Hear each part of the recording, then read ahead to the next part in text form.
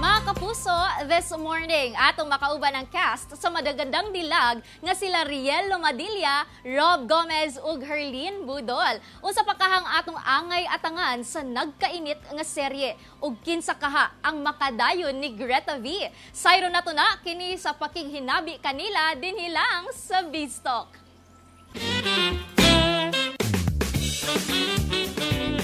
Mayong buntag mga kapuso, sure na magiging maganda ang inyong umaga dahil makakasama natin ang cast ng Magandang Dilag. Please all welcome Riel Lomadilla, Rob Gomez at nag-iisang Magandang Dilag, Herlin Budol. Ayun. Maayong buntag sa inyong tanan, yun. Una sa lahat, pag-usapan muna natin itong Magandang Dilag. Siyempre naman, na talaga namang intense ang bawat episode. So, kamusta kayo behind the cam, ha? Ito, behind the cam. Ano yung hindi nakikita ng mga tao sa inyong tatlo?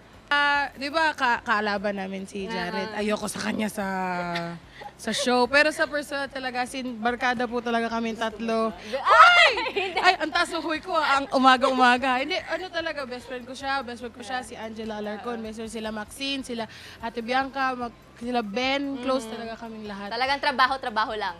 Hindi, actually, plastikan lang to eh. Ito naman, Magandang Dilag is all about revenge. Tama ba, no? Ito muna, tanong ko muna kay Herlin. Sa karakter mo bilang si Greta V, ano yung pagkakaiba niya kay Herlin ha, sa totoong buhay? Hindi po ako marunong gumante. Wow. Ayun yung totoo kasi parang hayaan ko lang kapag may gumawa sa akin masama. Wala akong pakialam. Basta bala ka sa buhay mo, kanya-kanya tayo. Hindi para gumanti na. Pero kasi dito sa Magandang Dilag, puro ako revenge. Parang may gusto kong patunayan. Pero kasi sa totoong buhay, hindi ko ugaling gumanti. Ayun, alam niyo na yung mga kapuso ha. Ito naman, si Rob naman. I heard ikaw ang public enemy.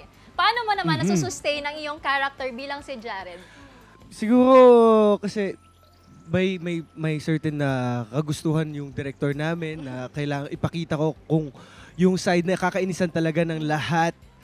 Pero at the same time, kailangan ko din ipakita na talagang proteksyonan ko si Gigi, si Herlin sa dulo. So, in real life din siguro magkaibigan kami. So. Sige, eto naman. Ano ho ba yung aabangan ng ating mga kapuso sa Mindanao sa mas Magandang Dilag? Meron pa bang mas intense pa sa mga scenes na to? Nako, syempre po marami pa po nga umaatikabo at nagbabagang mga pangyayari sa buhay ni Gigi.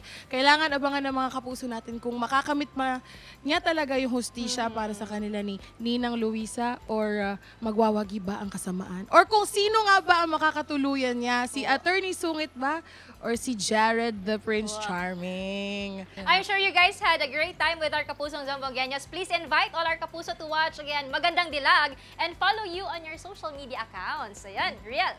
Ayan po, sa mga nanonood po ngayon, you may follow me on all my social media accounts. It's XOXO_GMA_RIEL on Facebook, TikTok, Instagram, lahat po. Ayan, manood po kayo ng Magandang Dilag. Araw-araw po yan, Monday to Friday, 3:20 p.m. sa GMA Afternoon Prime. At please subscribe my YouTube channel, Herlin Hipon. At sa aking mga Facebook, Instagram. Ayan, isa lang po, Herlin Nicole Budol or Herlin_Budol. Ayun, at ang Prince Charming naman natin. Guys, Rob Gomez.23 on Instagram.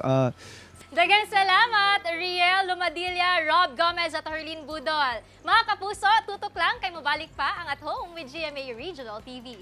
Kini ang At Home with GMA Regional TV.